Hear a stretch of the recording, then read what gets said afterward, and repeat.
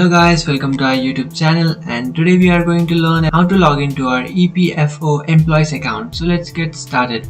So if you want to log into your EPFO employees account, what you can do is just open up your browser, and after opening up your browser you have to search for the following thing that I'm searching: www.epfinder.gov.in. And after searching for that, it will directly take you to this page where you can log into your EPFO account. And after searching for that, it will directly take you to this page where you can log in for your employees EPFO account. So just scroll down, and after scrolling down, inside online services you can find the last option which says International Workers Portal.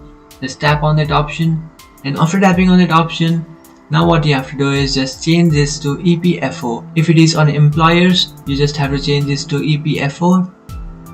And after changing it to EPFO, now what you have to do is just enter your user ID and then enter the password, and then just enter the caption which is below or which is on your screen. Enter the following details, and after entering all these details, just tap on login. And after tapping on login, you will successfully log into your EPFO account.